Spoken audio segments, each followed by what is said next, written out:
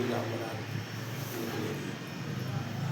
और उसका जो रस्में हैं, जो विशेषकर जो दूध भराई है, भगवान का तिलकोत्सव है, भगवान का तेल चढ़ना है, भगवान को हल्दी चढ़ना है, उसकी रस्में शुरू हो चुकी हैं।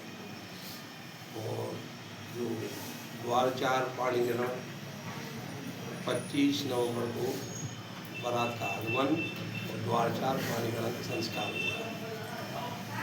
तो विगत 42 सालों से ये कार्यक्रम चला आ रहा है। सन 2005 से ठाकुर जी पधारे, तो इसकी जो विशेष राम बारात की जो विशेष बढ़ोतरी हुई है वो ठाकुर जी के आगमन के बाद हुई है। इसकी प्रेरणा कहाँ से मिली गुरु जी?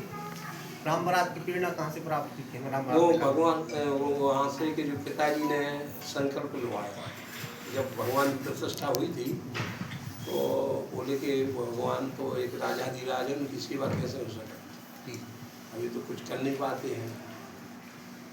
तो केवल फोटो मात्र थी, फोटो के सामने कीर्तन करते थे और भोग लगा के, लेकिन जब ठाकुर जी आए तो अब विशेष सेवा होगी उनकी। तो पिताजी थोड़े चिंतित हो गए कि और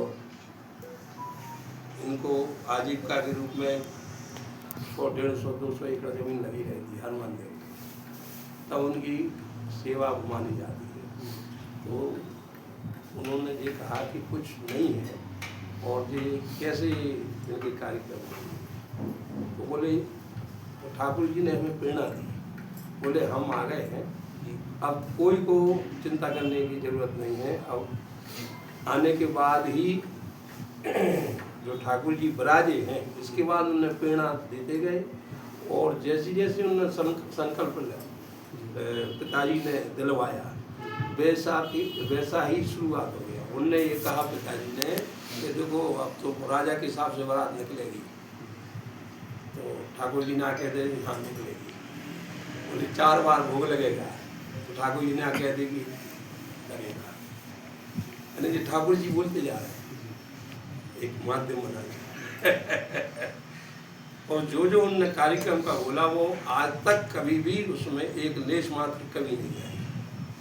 सन 52 से तो वो जितना भी उन्होंने संकल्प एक माध्यम बना के दिलवाया, वो संकल्प की पूर्ति आज तक कमी नहीं आई, वो पूर्ति होती जा रही है। वे जन साधारण सनातनियों को इकट्ठा कर रहे हैं, एक बहुत बड़ा काम कर रहे हैं, उनको बहुत बहुत धन्यवाद है, हम बहुत उनके ऋणी हैं। राम बारात में शामिल हों और बड़े भाव मग्न होकर भगवान की दर्शन करें, भगवान की बारात के दर्शन करें और भगवान की जितनी भी रस्में हैं सब में सम्मिलित होकर आनंद उठाएं।